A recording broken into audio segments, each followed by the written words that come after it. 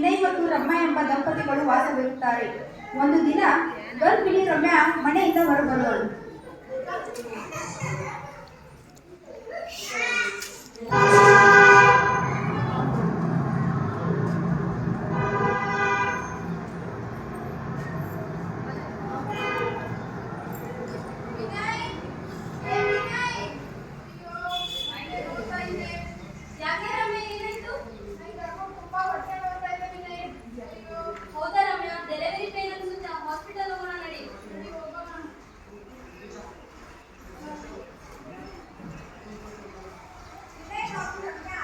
ಹೋಗುವರು.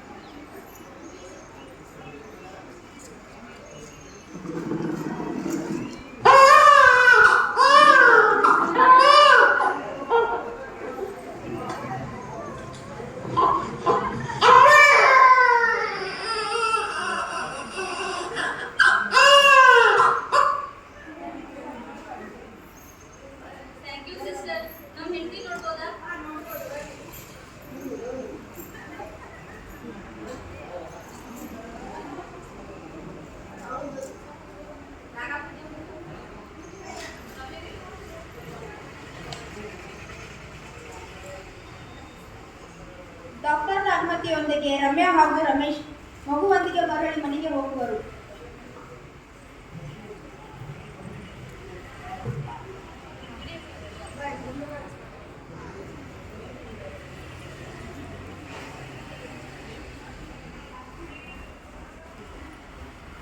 ಮೂರು ತಿಂಗಳ ನಂತರ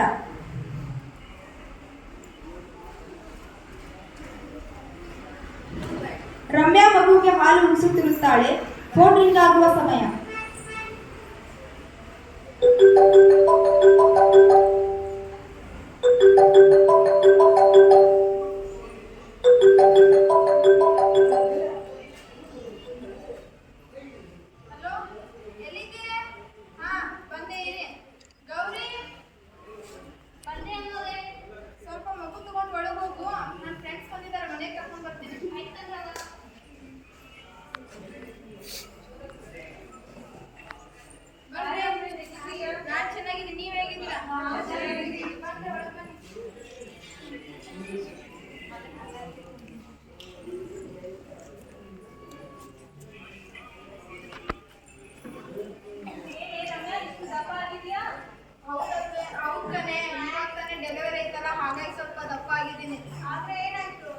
ನಮ್ಮತ್ತೆ ಹೇಳಿದ್ರು ಮಗುಗೆ ಹಾಲು ಸಲುವಾಗಿ ಸ್ವಲ್ಪ ಜಾಸ್ತಿ ತಿನ್ನುವಂತ, ಹಾಗಾಗಿ ಈಗ ಮಗುವಿಗೆ ಹಾಲು ಕುಡಿಸ್ತಿದ್ದೀಯಾ? ಅದ್ರಲ್ಲೇನಿದೆ, ಎಲ್ಲರೂ ಕುಡಿಸ್ತಾರೆ, ನಾನು ಕುಡಿಸ್ತೀನಿ. ಅಯ್ಯೋ, ಈ ಹಳೆ ಕಾಲದವರೇ ಹೀಗೆ ರಮ್ಯಾ, ನೀವು ಎಜುಕೇಟೆಡ್ ಅಷ್ಟೇ ಹಾಲು ಕುಡಿಸ್ಬೇಕು, ಆಮೇಲೆ ಸಪ್ಲಿಮೆಂಟ್ ಫುಡ್ ಕೊಡಿ ಸ್ವಲ್ಪ. ಮತ್ತೆ ನಮ್ಮತ್ತೆ ಹೇಳಿದ್ರು ಇದೆಲ್ಲ ಸರಿ ಇರಲ್ವಂತೆ. ಮಗು ಹುಟ್ಟಿ 3 ತಿಂಗಳಾಯಿತು ಮಗುವಿಗೆ ಸಪ್ಲಿಮೆಂಟ್ ಫುಡ್ ಕೊಡು. ನೀನು ನಿನ್ನ ಮೇಲೆ ಕಾನ್ಸಂಟ್ರೇಟ್ ಮಾಡು ರಮ್ಯಾ. ಹೌದಾ, ಸರಿ ಕಣ್ರೆ, ಹೇಳಿದ್ದು ಒಳ್ಳೇದಾಯ್ತು. ಬಾ ಇಲ್ಲಿ ನೋಡು, ಅಲಿಯಾಬೆಟ್ ರೆಫ್ಯೂಸಲ್ ಟು ಫೀಡ್ ಅಂತ ಸುದ್ದಿ ಇದೆ. ಇದು ಸುಳ್ಳ ಹಾಗಾದರೆ? ಹೌದಲ್ವೇನೆ, ಇದೆಲ್ಲ ನಂಗೆ ಗೊತ್ತೇ ಇರಲಿಲ್ಲ. ಒಳ್ಳೇದಾಯ್ತು ಕಣ್ರೆ ಹೇಳಿದ್ದಕ್ಕೆ. ನಾನು ಇವಾಗಿಂದನೇ ಎದೆ ಹಾಲು ಬಿಟ್ಟು ಮಗುಗೆ ಬಾಟಲ್ ಹಾಲು ಕುಡಿಸ್ತೀನಿ. ಮಗು ಎಲ್ಲಿ ಇದೆ? ಇವಾಗ ತಾನೇ ಒಳಗೆ ಕಳಿಸಿದೆ, ತಡೀರಿ ಕರಿತೀನಿ. ಗೌರಿ, ಅಮ್ಮ ಗೌರಿ, ಮಗು ತಗೊಂಡ್ ಬಾ ಸ್ವಲ್ಪ.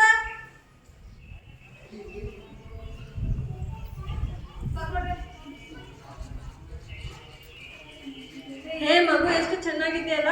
ಊಟ ಏನ್ ಮಾಡೋದು ಕಣ್ರೆ, ರಾತ್ರಿ ಎಲ್ಲ ಬರೀ ಕಿರಿಕಿರಿ ಮಾಡ್ತಾಳೆ, ಸ್ವಲ್ಪನೂ ನಿದ್ದೆನೇ ಆಗೋದಿಲ್ಲ. ನೀನು ಚೆನ್ನಾಗಿ ಆಹಾರ ಕೊಡು ಬೇಬಿಗೆ. ಸರಿ ಕಣ್ರೆ, ಹಾಗೆ ಮಾಡ್ತೀನಿ. ಸರಿ ಕಣೆ, ಹೋಗಿ ಬರ್ತೀನಿ. ಕೂಡ್ರೆ ಹೋಗೋರಂತೆ. ಇಲ್ಲ, ಇನ್ನೊಂದು ಬರ್ತೀವಿ, ನಾವು ಹೋಗಿ ಬರ್ತೀವಿ. ಸರಿ ಕಣ್ರೆ, ಬಾಯ್. ಬಾಯ್. ಗೌರಿ, ಮಗು ತಗೊಂಡು ಒಳಗೆ ಹೋಗು. 5 ದಿನಗಳ ನಂತರ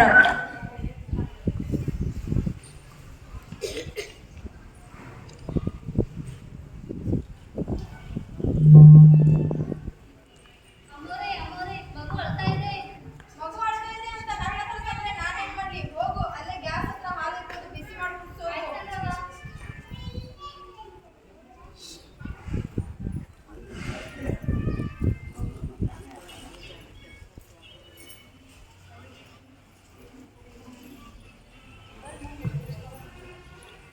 ಹಳ್ಳಿಯ ಜೀವನ ಶೈಲಿ.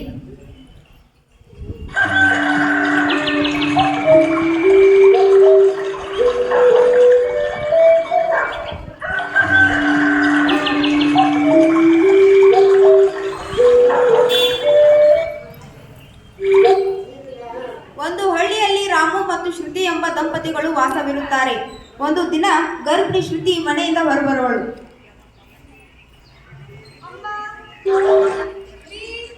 ಎಲ್ಲದಿರಿ?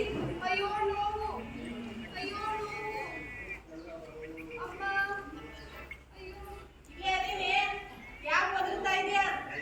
ನಂಗೆ ತುಂಬಾ ನೋವಾಗತ್ತೆ ಶ್ರೀ, ಅಡುಗೆ ನೋವಾಗ್ತಿದ್ದ. ಹೌದಾ? ಸರಿ, ಹಂಗಂದ್ರೆ ನಮ್ಮೂರ್ ಸೂಲ್ಗಿತ್ತಿ ಅಮ್ಮನವ್ನ ಕರ್ಕೊಂಡ್ ಬರ್ತೀನಿ. ಅಕ್ಕಿ ಚಲೋ ಅಡ್ಗೆ ಮಾಡಿಸ್ತಾಳ. ಅಲ್ಲೇ ಒಳಗ್ ಸುಮ್ಮನೆ ಕರ್ಕೊಂಡ್ ಬರ್ತೀನಿ.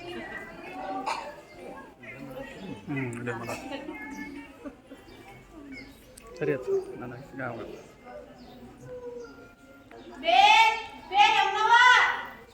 ಯಾರಪ್ಪ? ಬಾ ಒಳಗ. ನಾನ್ ಕಣವ ರಾಮು. ಯಾಕೆ, ಏನಾಯ್ತು? ನನ್ನ ಹೆಂಡತಿಗೆ ಯಾರಿಗೆ ನೋವು ಕಾಣಿಸ್ಕೊಂತಾವು, ಬಂದ್ ನೋಡಲ್ಲ ಅಂತಿದ್ದ. ಹೌದಾ? ನಡಿ ಚಂದನಿ, ನಡಿ.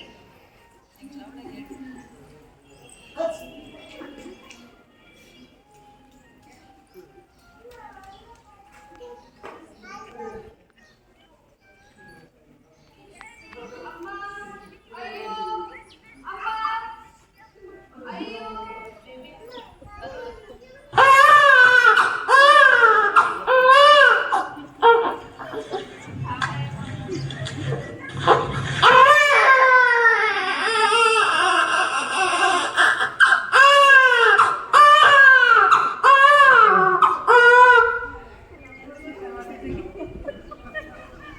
ತಗೋಪ್ಪ ರಾಮು, ನಿಮ್ಮ ಮನೆ ಮಹಾಲಕ್ಷ್ಮಿ ಬಂದಾಳ ನೋಡು. ನೋಡಾಕ್ ತಿನ್ನಂಗ್ ಅದಾಳ ನೋಡು. ನನ್ನ ಹೆಂಡತಿ ಅಂದ್ರೆ ಆರಾಮದ ಇಲ್ಲೋ? ಹಾ, ಆರಾಮದ. ಸರಿಯಪ್ಪ, ನಾ ಹೋಗಿ ಬರ್ತೀನಿ. ಚಲೋ ಹೊತ್ನ್ಯಾಗ ನೋಡ್ಕೋ. ಮಾತಾಡ್ದೆ ಹೋಗ.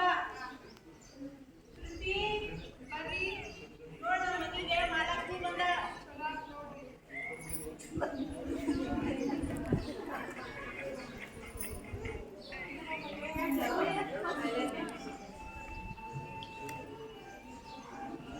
ಮಾರನೇ ದಿನ ಸೂಲ್ಗಿತ್ತಿ ಬರುವ ಸಮಯ. ಶ್ರುತಿ, ಶ್ರುತಿ, ಬಾ ಬೇಯಮ್ಮ. ಏನ್ ಮಾಡಕತ್ತೀಯವ್ವ? ಏನಿಲ್ಲ ನೋಡು, ಮಗು ಬಾಳ ಕಿರಿಕಿರಿ ಮಾಡಾತಿತ್ತು, ಹಾಲು ಕುಡಿಸ್ಬೇಕಂತ ಮಾಡಿದ್ದೆ. ಹೌದಾ? ನೋಡು ನೋಡು.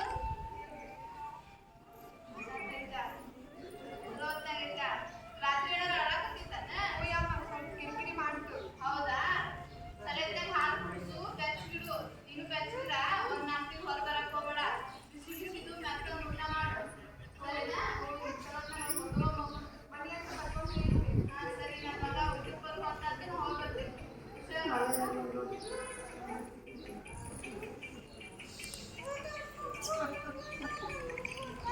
ಮಗು ಯಾಕ ಬಾಳ ಕಿರಿಕಿರಿ ಮಾಡಾಕತ್ತಿ? ಅದೇ ಸಮಯಕ್ಕೆ ಅಜ್ಜಿ ಬರುವಳು. ಬಾ ಅಜ್ಜಿ. ಏನಿಲ್ಲ ನೋಡು, ಮಗು ಬಾಳ ಕಿರಿಕಿರಿ ಮಾಡಾಕತ್ತಿ, ಹಾಲು ಕುಡಿಸ್ಬೇಕಂತ ಮಾಡಿದ್ದೆ. ಯಾಕಜ್ಜಿ?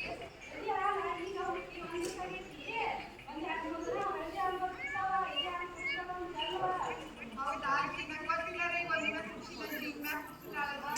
ಹ್ಞೂ ಅಜ್ಜಿ, ಆಯ್ತು.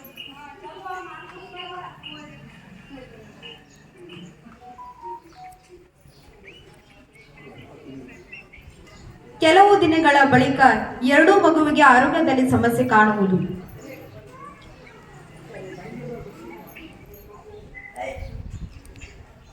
ಆಗ ಸಿಟಿಯಲ್ಲಿ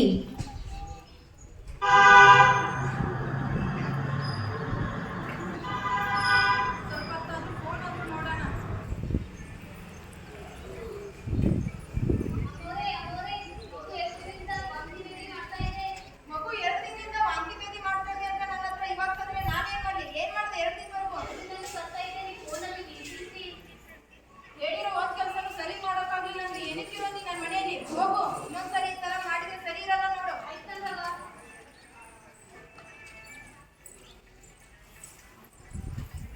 ಈ ಹಾಳಾದ ವಿನಯ್ ಅಂದ್ರೆ ಎಲ್ಲಿ ಹೋದ್ನೋ ಏನೋ. ವಿನಯ್, ಏ ವಿನಯ್, ವಿನಯ್, ಯಾಕೆ ರಮ್ಯ ಎಷ್ಟೊಂದು ಚಿಂತಾ ಇದೆಯಾ? ಮಗುಗೆ 2 ದಿನದಿಂದ ಹುಷಾರಿಲ್ವಂತೆ. ಹೌದಾ, ಏನಾಯ್ತು? 2 ದಿನದಿಂದ ಸ್ವಲ್ಪ ಜ್ವರ ವಾಂತಿ ಆಗ್ತಿದೆ. 2 ದಿನವರೆಗೂ ಹುಷಾರಿಲ್ಲ ಅಂದ್ರೆ ಇವಾಗ ಹೇಳ್ತಾ ಇದೀಯಾ? 2 ದಿನವರೆಗೂ ಏನ್ ಮಾಡ್ದೆ? ನಾನಾದ್ರೂ ಏನ್ ಮಾಡ್ಲಿ? ಆ ಗೌರಿ ನನ್ನ ಹತ್ರ ಬಂದು ಇವಾಗ ಹೇಳಿದ್ದು. ಮಗು ಏನು ಗೌರಿದಾನಿಲ್ಲ, ನೀನ್ ನೋಡ್ಕೊಳಕ್ಕಾಗಲ್ವಾ? ಮತ್ತೆ ಆ ಗೌರಿ ಇಟ್ಟಿರೋದು ಮನೇಲಿ ಮಗು ನೋಡ್ಕೊಳಕ್ತಾನೆ ಇಟ್ಟಿರೋದು. ನೀನು ನೋಡ್ಕೋಬೇಕಲ್ವಾ? ಯಾವಾಗ ನೋಡಿದ್ರು ಬರೀ ಫೋನ್ ಅಂದ್ರೆ ಮಗು ಕಡೆಗೆ ಸ್ವಲ್ಪ ಕಾನ್ಸಂಟ್ರೇಟ್ ಮಾಡು. ಸರಿ, ಇವಾಗ ಬೈಕ್ ಏನಾದ್ರೂ ಆಸ್ಪತ್ರೆ ಕರ್ಕೊಂಡು ಹೋಗ್ತೀಯಾ? ನಡೆ, ಆಸ್ಪತ್ರೆ ಹೋಗೋಣ. ಆಗ ಹಳ್ಳಿಯಲ್ಲಿ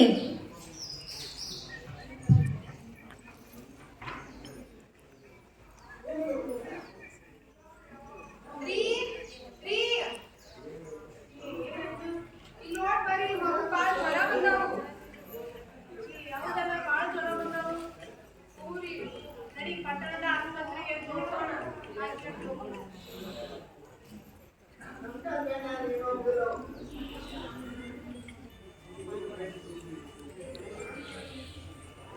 ಆಗ ಎರಡೂ ದಂಪತಿಗಳು ಭೇಟಿಯಾಗುವ ಸಮಯ.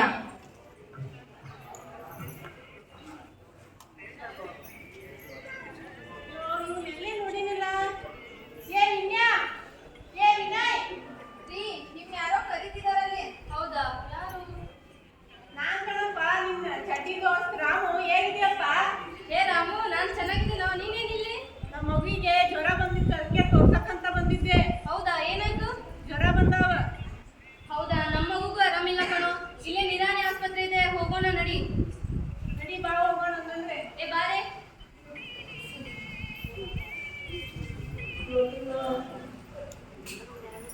ಎರಡೂ ದಂಪತಿಗಳು ಮಗುವಿನ ಜೊತೆಗೆ ಆಸ್ಪತ್ರೆಗೆ ಹೋಗುವರು.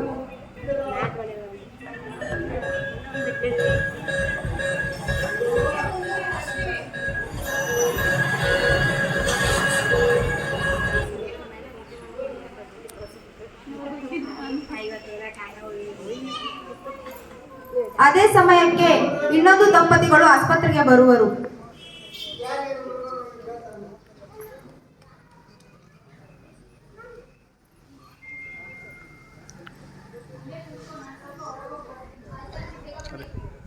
ಅಯ್ಯೋ, ಮಗು ಎಷ್ಟು ಚಂದೈತಿ. ಹೌದಲ್ಲ, ಎಷ್ಟು ಚೆನ್ನಾಗಿದೆ. ಎಷ್ಟು ತಿಂಗಳಿರಿ ಮಗುಗೆ? 3 ತಿಂಗಳು ಆಯ್ತ್ರಿ. 3 ತಿಂಗಳ? ಮತ್ ನಮ್ಮ ಮಗು 3 ತಿಂಗಳ ಆದ್ರೂ ನಿಮ್ಮ ಮಗು ಅಷ್ಟು ಹೆಲ್ದಿ ಇಲ್ವಲ್ಲ? ಕರೆಕ್ಟ್ ಆಗಿ ಎದೆ ಹಾಕಿ ಕೊಡ್ತಿದ್ದೀರಾ? ಇಲ್ಲ ರೀ, ಇವಾಗ ನಾನು ಎದೆ ಹಾಕ್ಬಿಟ್ಟು ಬರೀ ಬಾಟಲ್ ಹಾಲು ಅಷ್ಟೇ ಕುಡಿಸ್ತಾ ಇದ್ದೀನಿ. ಅಯ್ಯೋ, ಆ ಥರ ಎಲ್ಲ ಮಾಡಬಾರ್ದು ಕಣ್ರಿ. ಅಯ್ಯೋ ಹೌದಾ ರೀ, ಗೊತ್ತಿರ್ಲಿಲ್ಲ. ಅಯ್ಯೋ, ನಮಗೂ ಅದ್ರ ಬಗ್ಗೆ ಗೊತ್ತಿರಲಿಲ್ಲ. ನಾನು ಇಲ್ಲಿ ಮಂತ್ಲಿ ಚೆಕಪ್ಪಿಗೆ ಅಂತ ಬರ್ತೀನಿ, ಇಲ್ಲಿರೋರೇ ನಮ್ಗೆ ಹೇಳ್ಕೊಟ್ಟಿರೋದು. ಹೌದಾ ರೀ, ಸರಿ ರೀ, ನಾವು ನಮ್ಮ ಮಗುಗೆ ಹುಷಾರಿರ್ಲಿಲ್ಲ, ತೋರ್ಸಕ್ಕಂತ ಬಂದಿದ್ವಿ, ನಾವು ಮಾಹಿತಿನ ತಗೊಂಡು ಹೋಗ್ತೀವಿ. Polio vaccine ಹಾಕ್ಸಿದ್ದೀರಾ? ವ್ಯಾಕ್ಸಿನ್ ಎಲ್ಲ ಹಾಕ್ಸಿದ್ದೀನಿ. ಆಯ್ತು ಕಣ್ರಿ, ಆಯ್ತು. ಸರಿ ರೀ, ಹೋಗಿ ಬನ್ನಿ.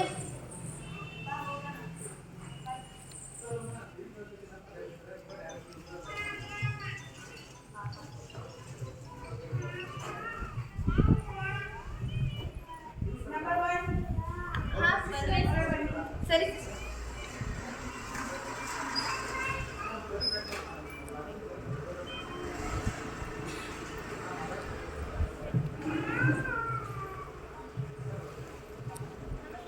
ನಮಸ್ತೆ ಅಮ್ಮ. ಯಾಕಮ್ಮ, ಏನಾಯ್ತು ಮಗುಗೆ? ಹೌದಾ, ಏನಾಯ್ತು? ಸ್ವಲ್ಪ ಜ್ವರ ವಾಂತಿ ಎಲ್ಲ ಆಗ್ತಾ ಇದೆ.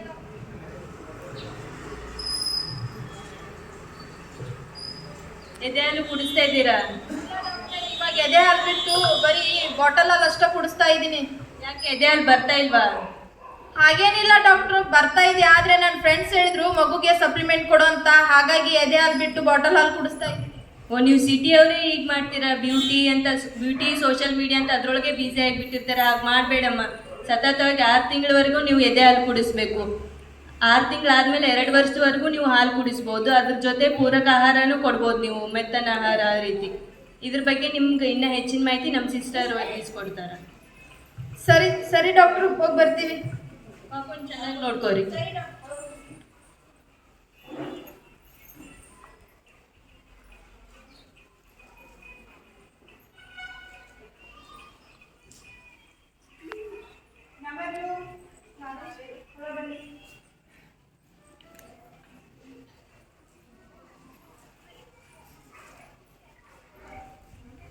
ನಮಸ್ತೆ ಅಮ್ಮ.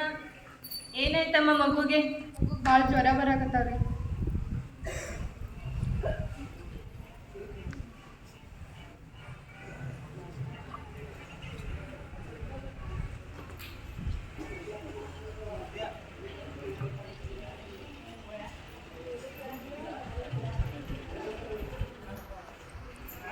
ಹೌದಮ್ಮ, ತುಂಬಾ ಜ್ವರ ಇದೆ ಅಲ್ಲ. ನೀವು ಚೆನ್ನಾಗಿ ನೋಡ್ಕೋತಾ ಇದ್ದೀರಾ? ನೋಡ್ಕೊಂಡಿದ್ವಿ. ಎದೆ ಹಾಲು ಕುಡ್ಸಿರಿ. ಈಗ ಹುಟ್ಟಿ 2 ದಿನ ಆತ್ರಿ, ಒಂದೇ ದಿನ ಅಷ್ಟೇ ಕುಡ್ಸಿದ್ವಿ. ಯಾಕಮ್ಮ ಎದೆ ಹಾಲು ಕುಡ್ಸಿಲ್ಲ? ನಮ್ಮಮ್ಮ ಹೇಳಿದ್ರಿ, ಅವು ಹಳದಿ ಹಾಲು ಬರ್ತಿತ್ತವ, 2-3 ದಿನ ಕುಡಿಸ್ಬೇಡ ಅಂತ ಹೇಳಿದ್ವಿ. ಎದೆ ಹಾಲು ಬರ್ತಾ ಇದ್ದಾವ?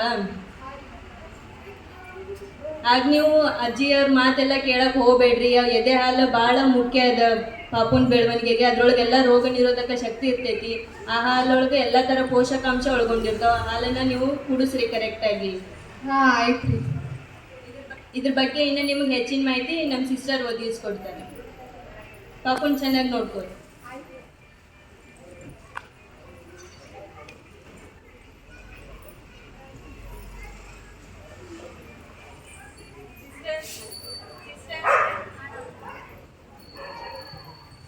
ಎದೆ ಹಾಲಿನ ಬಗ್ಗೆ ಇನ್ನೂ ಹೆಚ್ಚಿನ ಮಾಹಿತಿ ಇವೆರಡು ಪೇಷಂಟ್ಗಳಿಗೆ ಒದಗಿಸ್ಕೊಡ್ತಾರೆ.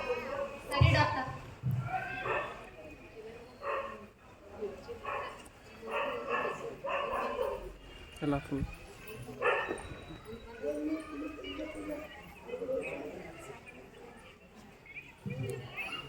ಡಾಕ್ಟರ್ ಹೇಳಿದ್ರು ಅದು ನಿಮ್ಗೆ ನಾ ಎದೆ ಹಾಲ್ ಬಗ್ಗೆ ಮಾಹಿತಿ ಕೊಡ್ಬೇಕಂತ. ನೀವು ಸರಿಯಾಗಿ ಎದೆ ಹಾಲು ಕೊಡ್ತಿಲ್ವಾ ಪಾಪುಗೆ? ಇಲ್ಲ ರೀ, ಈಗ ಹುಟ್ಟಿ 2 ದಿನ ಆತ್ರಿ, ಒಂದೇ ದಿನ ಅಷ್ಟೇ ಕೊಟ್ಟಿದ್ವಿ. ಹಾಗತ್ತೆ ಮಾಡಕ್ ಹೋಗ್ಬಾರ್ದ್ರಿ.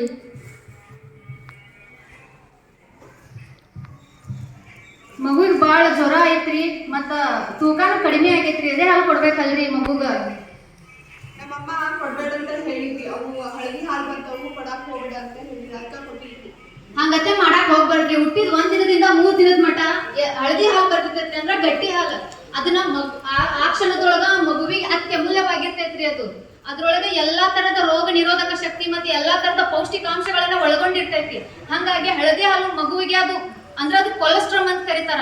ಅದು ಮಗುವಿಗೆ ಬಹಳ ಅವಶ್ಯಕತೆ ಇರ್ತೈತಿ ಆ ಕ್ಷಣದೊಳಗ. ಹಂಗಾಗಿ ಒಂದಿಷ್ಟು ಮಂದಿ ಮೂಢನಂಬಿಕೆ ಇರ್ತೈತಿ. ಅದು ಆ ತರ ಹೇಳ್ದಾಗೆಲ್ಲ ಕೇಳ್ಬೇಡ್ರಿ. ಅದನ್ನ ಮಗುವಿಗೆ ಕೊಡ್ಸೋದ್ರಿಂದ ಮುಂದೆ ಅನಾರೋಗ್ಯಕ್ಕೆ ಈಡಾಗೋದನ್ನ ಅದು ತಪ್ಪಿಸ್ತೈತಿ.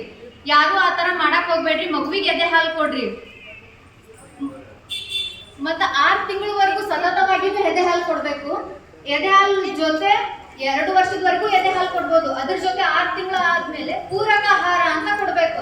ಅಂತ ಅಂದ್ರೆ ಹಣ್ಣಿನ ಜ್ಯೂಸ್ ಆಗಿರ್ಬೋದು, ಗಂಜಿ, ಈ ತರ ದ್ರವ ಪದಾರ್ಥಗಳನ್ನ ಮಕ್ಕಳಿಗೆ ತಿನ್ನಿಸ್ಬೇಕು. ಯಾಕಂತಂದ್ರೆ ಅದ್ರದ್ದು ಪಚನ ಕ್ರಿಯೆ ಇನ್ನೂ ಜಾಸ್ತಿ ಆಗಿರ್ತೈತಿ. ಅದ್ರ ಹಾಲು ಅಷ್ಟ ಹೊಟ್ಟಿ ತುಂಬುದಿಲ್ಲ. ಹಂಗಾಗಿ 6 ತಿಂಗಳ ಆದ್ಮೇಲೆ ಮಗುಗ ಬೇರೆ ಆಹಾರವನ್ನ ತಿನ್ನಿಸೋದ್ರಿಂದ ಅದು ಇನ್ನೂ ಸ್ವಲ್ಪ ದಷ್ಟ ಪುಷ್ಟ ಆಗ್ತೈತಿ. ಪಾಪು ಅದಕ್ಕೆ ಏನೇನ್ ಸಿಗ್ಬೇಕು ಪೌಷ್ಟಿಕಾಂಶ ಬೇರೆ ತರದ್ದು ಅದಕ್ಕೆ ಸಿಗ್ತೈತಿ. ಅದು ಆರೋಗ್ಯ ಅಷ್ಟ ಹಾಳಾಗುದಿಲ್ಲ ಪಾಪುಗ ಆ ತರ ಮಾಡೋದ್ರಿಂದ. ಈಗ ಹುಟ್ಟಿದಾಗ ಒಂದಿಷ್ಟು ಮಂದಿ ಜೇನುತುಪ್ಪ ಹಚ್ಚುದು, ಸಕ್ರಿ ನೀರು ಈ ತರ ಮಾಡ್ತಾರ. ಆ ತರ ಮಾಡಕ್ ಹೋಗ್ಬಾರ್ದು. ಎಷ್ಟೊತ್ತಿದ್ರು 6 ತಿಂಗಳವರೆಗೂ ಎದೆ ಹಾಲು ಮಾತ್ರ ಕೊಡ್ಬೇಕು. ಆಮೇಲೆ ಬೇರೆ ಪದಾರ್ಥಗಳನ್ನ ಸೇವಿಸುವುದ್ರ ಜೊತೆಗೆ ಅದ್ರ ಜೊತೆ ಎದೆ ಹಾಲು ಕೊಡ್ಬೇಕು 2 ವರ್ಷದವರೆಗೆ. ಮತ್ತು ಎದೆ ಹಾಲು ಎದೆ ಹಾಲು ಜಾಸ್ತಿ ಬರಲ್ಲ ಒಂದಿಷ್ಟು ಮಂದಿಗೆ. ಎದಕ್ಕಂದ್ರ ಅವ್ರದ್ದು ಆಹಾರ ಪದ್ಧತಿ ಆ ತರ ಇರ್ತೈತಿ. ಆ ತರ ಮಾಡ್ಬಾರ್ದು. ಅವ್ರ ಆಹಾರ ಪದ್ಧತಿಯನ್ನ ತಾಯಂದಿರು ಬದಲಾಯಿಸ್ಕೋಬೇಕಾಗ್ತೈತಿ. ಯಾವ ತರ ಅಂತಂದ್ರೆ ಈಗ ಊಟದ ಜೊತೆ ಬೆಳ್ಳುಳ್ಳಿ ತಿನ್ನೋದಾಗಿರ್ಬೋದು, ಸಜ್ಜಕ, ಹಾಲು, ತತ್ತಿ ಗೋಡಂಬಿ ದ್ರಾಕ್ಷಿ ಕನಿಷ್ಠ ಪಕ್ಷ 6-7 ತಿಂಗಳ ಅದು ಈ ತರ ಮಾಡೋದ್ರಿಂದ ಎದೆ ಹಾಲು ಉತ್ಪನ್ನ ಜಾಸ್ತಿ ಆಗ್ತೈತಿ. ಇದರಿಂದ ಮಗು ಹಾಲು ಕುಡಿದ್ರಿಂದ ಅದಕ್ಕೂ ತೃಪ್ತಿ ಸಿಗ್ತೈತಿ. ಮತ್ತೆ ತಾಯಂದಿರಿಗೂ ಅದನ್ನ ಹಾಲು ಕುಡಿಸೋದ್ರಿಂದ ಅವರು ಆರೋಗ್ಯನೂ ಚೆನ್ನಾಗಿರ್ತೈತಿ. ಮತ್ತೆ ಎದೆ ಹಾಲು ಕುಡಿಸುವಾಗ ಹಂಗ ಮಗು ಬರ್ತೈತಿ ಹಂಗ ಪಾಪು ಒಳಾದ ಹಂಗ ಕುಡಿಸ್ಬಿಡ್ತೀವಿ. ಆ ತರ ಮಾಡಕ್ ಹೋಗ್ಬಾರ್ದು. ಯಾವಾಗಾದ್ರೂ ನೀವು ಮಕ್ಕಳಿಗೆ ಹಾಲು ಕುಡಿಸಾಕ್ತೀರಿ ಅಂದ್ರೆ ಮೊದಲ ಸ್ವಚ್ಛತೆಯನ್ನು ಕಾಪಾಡ್ಕೋಬೇಕಾಗ್ತೈತಿ. ಹಂಗ ಕುಡಿಸೋದ್ರಿಂದ ಅದು ವಾಂತಿ ಬೇದಿ ಈ ತರ ಎಲ್ಲಾ ಆಗ್ತೈತಿ. ಒಂದು ಬಟ್ಲ ಒಳಗ ಬೆಚ್ಚ ನೀರು ತಗೊಂಡು ಅದಕ್ಕೆ ಆದಂತ ಒಂದು ಅರ್ಬಿ ಇಟ್ಟು ಮಗು ಬಾಯಿ ಕಡಿಸಿ ಎದೆ ಒರೆಸ್ಕೊಂಡು ಮಗುಗ ಹಾಲು ಕುಡಿಸೋದ್ರಿಂದ ಅದು ಸ್ವಚ್ಛತೆಯನ್ನು ಕಾಪಾಡೋದಕ್ಕೆ ಮಗು ಆರೋಗ್ಯನೇ ಚೆನ್ನಾಗಿರ್ತೈತಿ. ಈಗ ಆಕಳ ಎಮ್ಮಿ ಎಲ್ಲ ಕುಡಿಸ್ತಾರ. ಈ ತರ ಎಲ್ಲ ಕುಡಿಸ್ಬಾರ್ದು. ಅದನ್ನ ಕುಡಿಸೋದ್ರಿಂದ ಮಕ್ಕಳ ಪಚನಕ್ರಿಯೆ ಅಷ್ಟು ಇರಂಗಿಲ್ಲ. ಕೊಬ್ಬಿನಾಂಶ ಜಾಸ್ತಿ ಇರ್ತೈತಿ. ಅದು ಪಚನ ಆಗೋದಿಲ್ಲ. ಅದರಿಂದ ಮತ್ತೆ ಮಕ್ಳು ಕಕ್ಕೋತಾವು ವಾಂತಿ ಬೇದಿ ಈ ತರ ಎಲ್ಲ ಆಗ್ತೈತಿ. ಹಾಲು ಕುಡಿಸಿದ್ಮೇಲೆ ಮಕ್ಕಳಿಗೆ ಗಾಸ್ ಫೀಸ್ ಮಾಡೋದ್ರಿಂದ ಅದು ಪಚನನೂ ಆಗೋದಿಲ್ಲ. ಮತ್ತ ಹಾಲು ಕೊಡ್ತಿರ್ತಿರಲ್ಲ ಅದಕ್ಕೆ ಔದಿ ಅಂತ ಇರ್ತೈತಿ. ಮಲ್ಕೊಂಡಿರ್ತದ ಬಿಡ ಆಟ ಆಡ್ತಿರ್ತದ ಬಿಡ ಅಂತ ಆತರ ಬಿಡಾಕ್ ಹೋಗ್ಬಾರ್ದು. ಅದ್ರ ಆರೋಗ್ಯ ಕಡೆನೂ ನೋಡ್ಕೋಬೇಕಾಗ್ತೈತಿ. ಒಂದಿಷ್ಟು ಮಂದಿ ಸಿಟಿ ಒಳಗಂತೂ ಅಲ್ಲಿ ಹೋಗೋದು ಮಕ್ಳಿಗೆ ಹಿಂಗ ಹೊಲಕ್ಕೆ ಹೋಗೋದು ಮಕ್ಳಿಗೆ ಬಿಟ್ಟು ಒಂದ್ ಬಾಟ್ಲ ಹಾಲು ಕುಡಿಸೋದು ಈ ತರ ಎಲ್ಲ ಮಾಡಕ್ ಹೋಗ್ಬಾರ್ದು. ಅದಕ್ಕೆ 1 ತಾಸಿಗೊಮ್ಮೆ 1.5 ತಾಸಿಗೊಮ್ಮೆ ಮಲ್ಕೊಂಡಿದ್ರು ಎಬಿಸಿ ಮಗುವಿಗೆ ಹಾಲು ಕೊಡ್ಬೇಕು.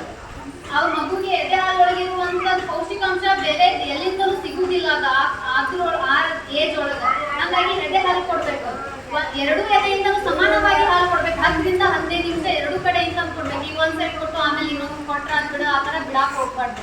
ಸಮಾನವಾಗಿ ಎದೆ ಹಾಲು ಕೊಡೋದ್ರಿಂದ ಅದು ಏನಾದ್ರೂ ಎದೆ ಹಾಲು ಜಾಸ್ತಿ ಕೊಡ್ಲಿಲ್ಲ ಅಂತಂದ್ರೆ ಎದೆ ಒಳಗೆ ಗಂಟಾಗೋದು ಸಾಧ್ಯತೆ ಇರ್ತೈತಿ. ನೀವು ಮಕ್ಕಳಿಗೆ ಎದೆ ಹಾಲು ಕೊಡೋದ್ರಿಂದ ಅದನ್ನ ತಪ್ಪಿಸಬಹುದು. ತಾಯಿ ಆರೋಗ್ಯನೂ ಚೆನ್ನಾಗಿರ್ತೈತಿ ಮತ್ತ ಮಗುವಿನ ಆರೋಗ್ಯನೂ ಚೆನ್ನಾಗಿರ್ತೈತಿ. ಮತ್ತ ಈ ಹಳ್ಳಿ ಒಳಗೆಲ್ಲ ಒಂದ್ ಪಾಪು ಹುಟ್ಟಿದ ತಕ್ಷಣ ಇನ್ನೊಂದ್ ಪಾಪು 1 ವರ್ಷಕ್ಕೊಮ್ಮೆ ಪಾಪು ಹುಟ್ಟಿಬಿಡ್ತೈತಿ.